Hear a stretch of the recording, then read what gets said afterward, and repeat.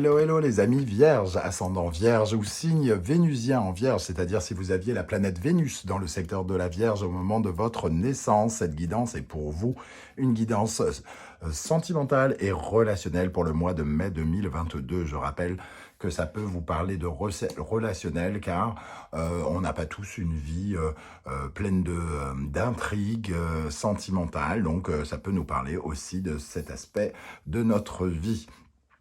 Vous pouvez bien sûr regarder la vidéo de votre signe ascendant et de votre signe vénusien en complément de celle-ci, mais je vous rappelle quand même que c'est un tirage général qui ne peut pas parler à tout le monde de la même façon. Donc prenez ce qui vibre, les messages qui vibrent avec ce que vous vivez actuellement. N'hésitez pas à faire votre propre lecture intuitive en ressentant l'énergie de ces cartes et en vous adaptant à elles. Ça ne remplace évidemment pas un tirage personnalisé, je le rappelle.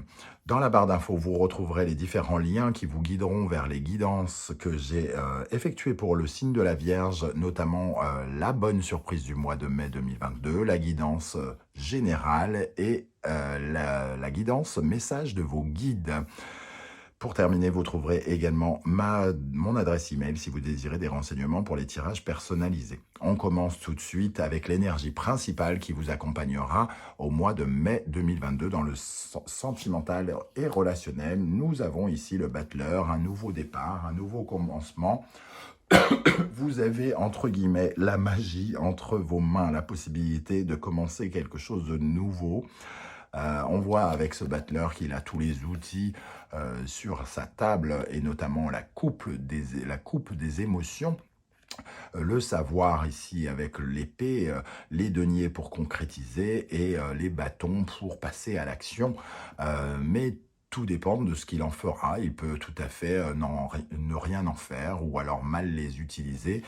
Ici, ça nous parle en tout cas d'un nouveau départ, de quelque chose qui commence. Alors ça peut être spirituel, ça peut être psychologique, ça peut être une histoire qui commence concrètement, une rencontre, pourquoi pas, pour certains d'entre vous, une nouvelle manière de faire pour les couples. On n'est pas tous en train de commencer parce qu'on s'est séparé de quelqu'un. Hein.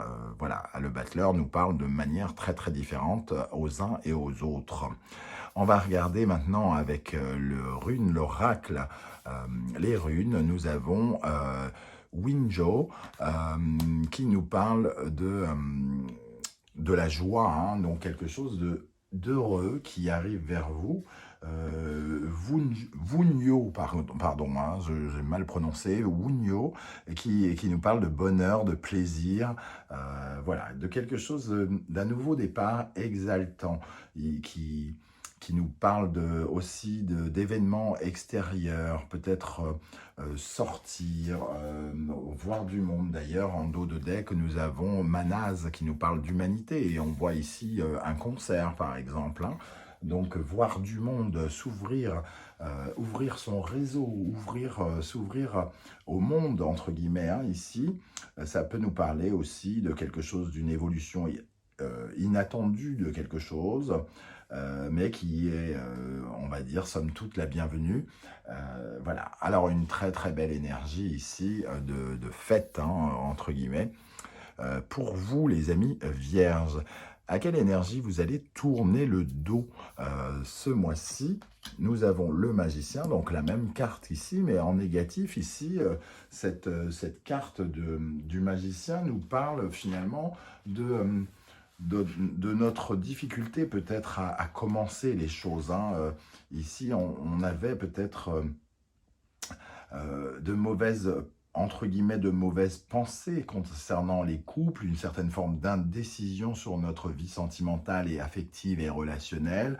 Peut-être qu'on a vécu des événements qui ne nous donnaient pas envie de nous engager à nouveau, par exemple, hein, avec ce magicien qui ne voulait rien démarrer et qui avait une certaine forme d'indécision, peut-être aussi d'immaturité, en tout cas, qui ne savait pas vraiment ce qu'il voulait. Et ce magicien aussi peut nous parler un peu de l'illusionniste, c'est-à-dire que vous étiez peut-être pour notamment les célibataires dans une période de flirt et pas dans une période amoureuse. Vous passiez de droite à gauche, à droite, en haut, en bas, dans tous les côtés.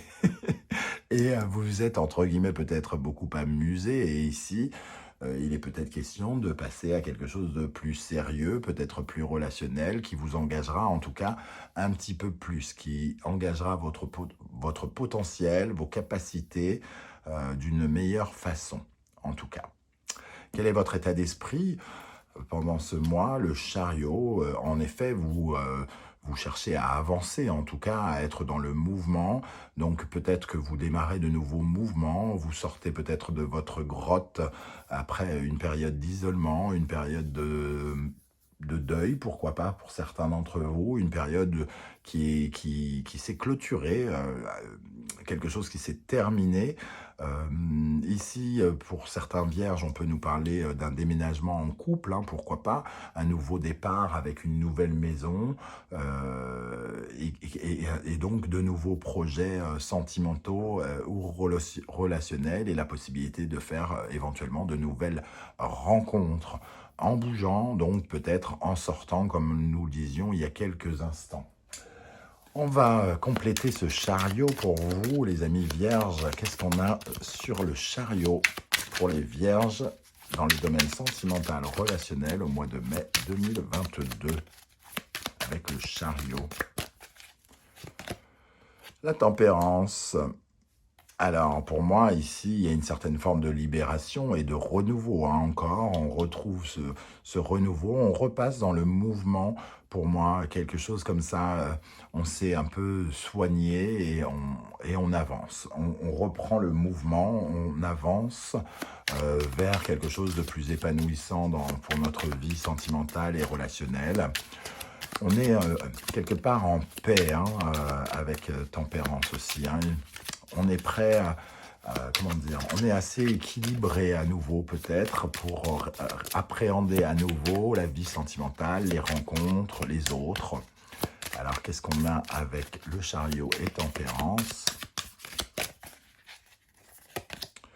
Le 6 de denier, avec le 6 de denier, on est davantage dans le partage, dans l'envie de donner et de recevoir, hein. On est en tout cas beaucoup plus épanoui par rapport à ça, et on est capable, on a un pouvoir de réceptivité autant que l'on a de pouvoir d'offrir. Donc c'est quand même plutôt, entre guillemets,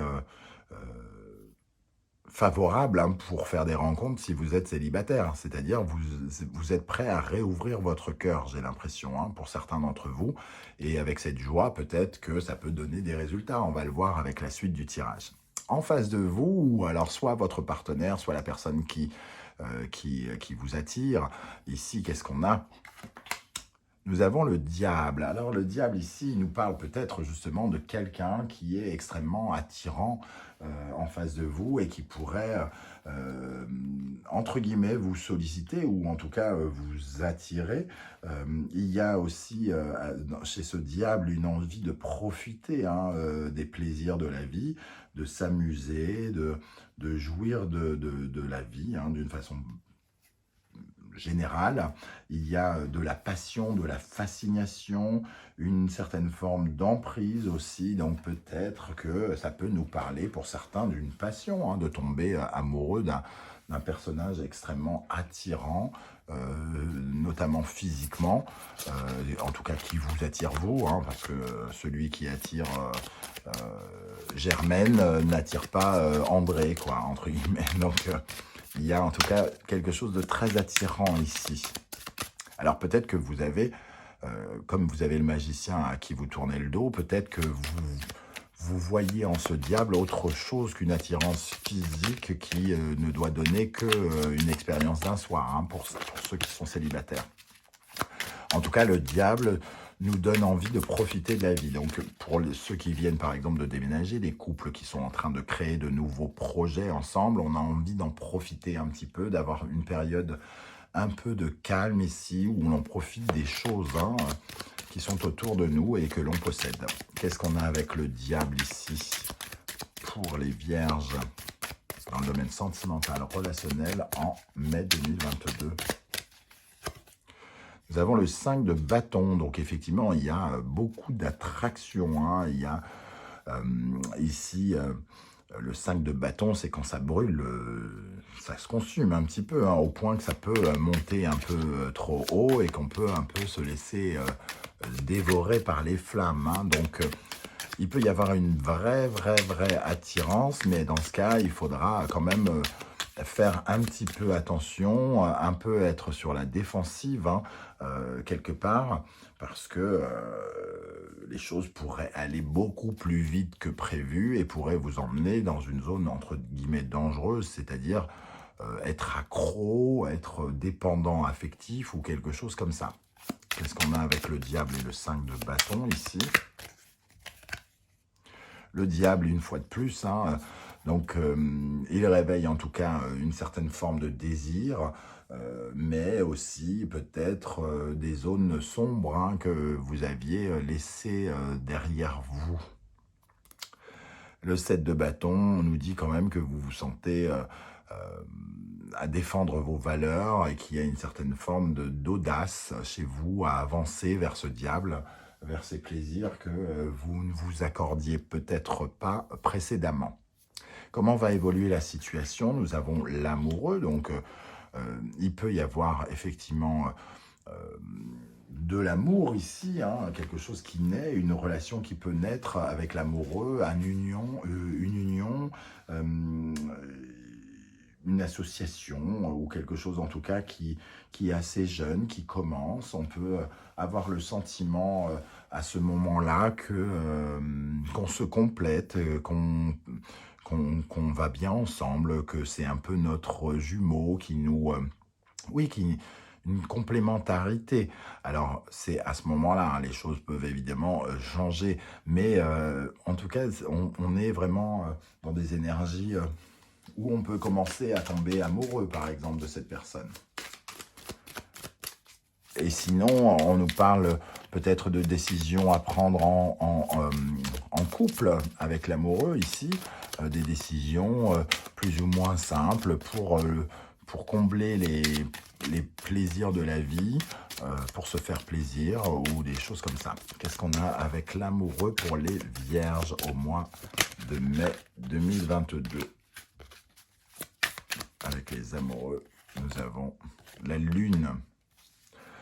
On ressent quelque chose de profond, ça fait remonter des émotions en nous, hein, mais peut-être aussi que ce diable, entre guillemets, qui réapparaît, ce 5 de feu, cette passion nous interroge beaucoup, hein. On ne sait pas trop où on met les pieds, ça peut faire remonter un peu certaines angoisses, certaines ombres en nous, et on peut avoir l'impression qu'il faut peut-être faire des choix très vite.